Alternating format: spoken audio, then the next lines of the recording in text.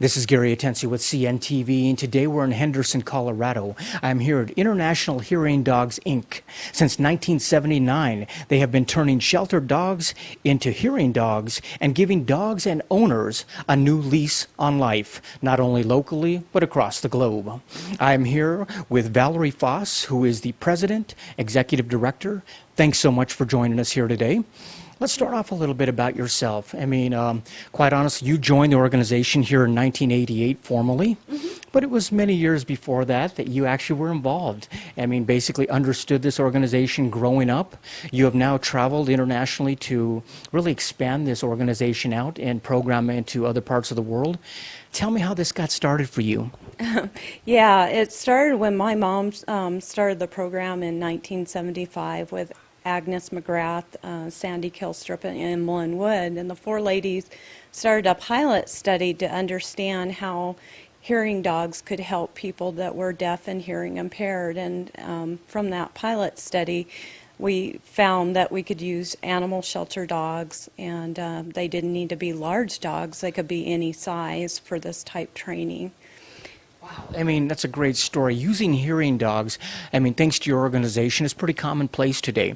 Yet if we go back to the early 70s, that was not the case. Why is it that dogs were actually chosen back then as pretty much a natural fit for this?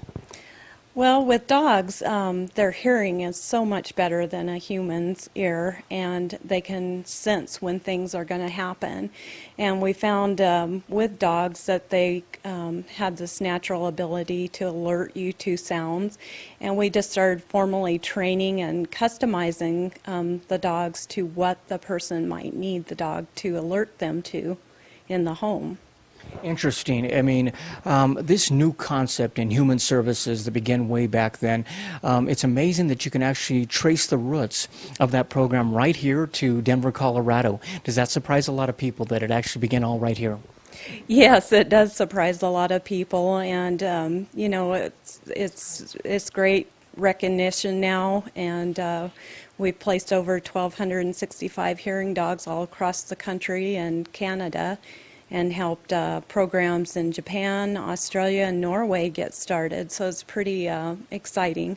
It's very good. I mean, the early founders really had, they really took part in a lot of studies that probably based a lot of the methods that are still used today, I would imagine, as far as the training goes. Yes, when they started, they knew other types of dog training, but had to test other methods to see what would work and what wouldn't work with the training. It's amazing. Let's start, first of all, let's talk about the dogs. Where are these dogs found? These are animal sheltered dogs. You have placed over 1,200 of them across the states. What are we looking for, I mean, when you're basically seeking out a dog? When we go into the shelter, we're looking for a very outgoing dog, 6 months to a year old, very energetic, outgoing, loves people, just has a lot of ambition and outgoing personality that we can channel their energy into training. It's really actually a beautiful story when you think about unwanted animals now becoming highly valued animals, and also pets, even companions for folks that you pretty much have placed in every single state across the nation. Yes, it's amazing, rewarding for us, taking dogs that are unwanted and don't have a purpose and giving them a new chance, and helping people also with this program. Like you said, we're talking about mixed breeds. They have to be healthy, usually young, but like you say, a personality to eagerly learn and really to become the ears of their owners, as you say. This has to be quite a pretty intensive training program. Tell me about the training a little bit.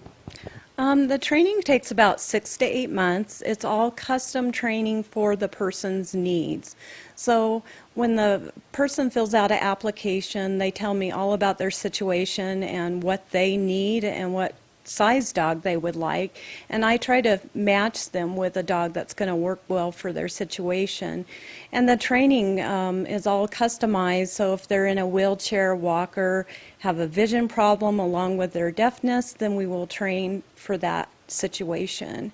But all these dogs go out in public, and by law, they can go with the person to their workplace in any public situation and with their orange collar and leash and vest, and so we have to train the dogs to be very professional out in public. That is fantastic. Being a victim of sudden hearing loss myself, I was soon to realize that people take for granted what our hearing does for us. Simple things from basically a knock on the door, possibly a doorbell, even to that phone call, or maybe a text notification audio, or even that my child crying in the next room. These are all things we take for granted. These are exactly the things these dogs are set up to help with. Yes, absolutely. They give the person security and independence without worrying about if their baby is crying at night and they needed to be alerted, or if an emergency situation happened and they had a fire in their home, the dog would wake them up and let them know. So there's a lot of things that we do take for granted that we could do. What are the requirements for people out there that are applying for a dog? I mean, are we talking a complete deafness or hard of hearing? What is the decibel range there? We require a 65% decibel loss in both ears. If they hear too much, they're reacting to the sounds and the dog won't work. So they have to have at least a 65% or greater for the dog to work. Let me ask you, the training program itself, this is quite a facility you have out here. Did this expand throughout the years as well? Actually, it started with the help of Division of Wildlife, helped us with, they leased the building to us, and we were able to have the whole building here. So we've been here since 1975, and they've been very supportive of us and our program. That is wonderful. This is a very customized approach, like you say, for each recipient of the dog. Does the trainer actually go into the home for the first few days and kind of get them acquainted with the dog? Yes, once the dog is fully trained here at the facility, a trainer will travel with the dog to the person's home and work with them 3 to 5 days to teach them how to use the dog in their own home. Everyone's home is a little bit different, so we help the dog to get adjusted and work one-on-one with the person to help them learn to become a team with their dog. Once the 90-day trial period is over and they are successful, they are now a certified dog. They're able to place the orange collar on, and that's got to be kind of exciting for the program to see that whole process evolve. Yes, it's always very exciting when we do a certification because that means it's been successful and we've helped the person and dog, and it's always just a wonderful, rewarding feeling. The training program itself for one dog, what is the actual cost for that whole training for them to go through that? The training and placement of a hearing dog is about $8,000, so it's very expensive. I believe that, and I think it's easy to understand and for people to believe that this is a game changer for a lot of people's lives to be able to bring a dog in there. I think what's really unbelievable is actually the cost to the recipient. Tell me about that. Yeah, there's no cost to the recipient. We want to provide our service free of charge to them, so we are funded by donations and foundations, service clubs like Lions Clubs and Sertoma, Grange groups, and other groups that assist us with that. Great story that I had to come out and share. Viewers, take a look at the bottom of the screen right there. What you're going to see is their website. First of all, on the website, take a look at their mission statement. Basically, they're going out and finding shelter dogs and turning them to very useful dogs, life-changing dogs for many recipients out there. They've really placed dogs in every single state across the nation, also up north into Canada. They are international now. We basically have brought the program out there as well. You can also take a look at the staff, board of directors, and really learn more about these dogs. They've got a Dog of the Month right there that you can go check out as well. Many events that take place out there. And one of the most important things is the fact that how you can basically help and get involved. Obviously, not all the viewers out there are in need of a hearing dog, but they can definitely be involved. Let's talk about some of those ways.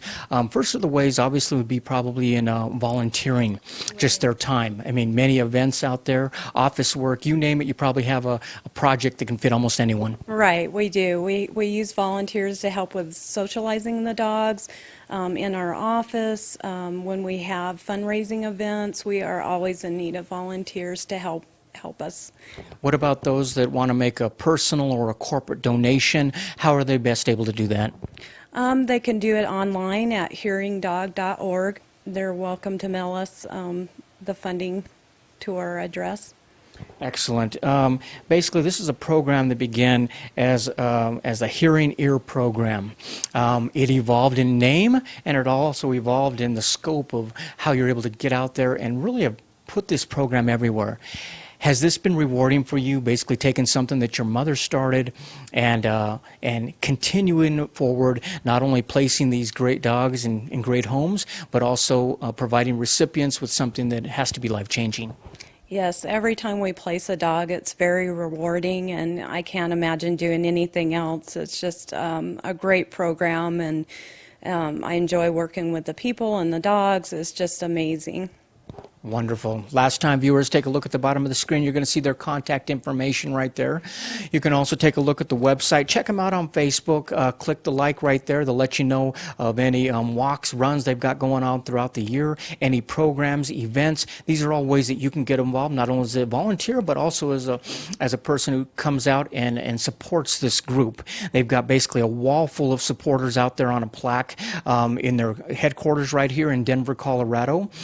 Check them out there, and understand this is something that was created back in the 70s, basically by an individual who realized she had lost her dog and realized that this was a natural fit for a dog to be able to help in this way. This is a program that really pioneered this entire vision, located right here in Denver. That is International Hearing Dogs, turning sheltered dogs into hearing dogs. This is Gary Atensu with CNTV, and if you don't know, now you know.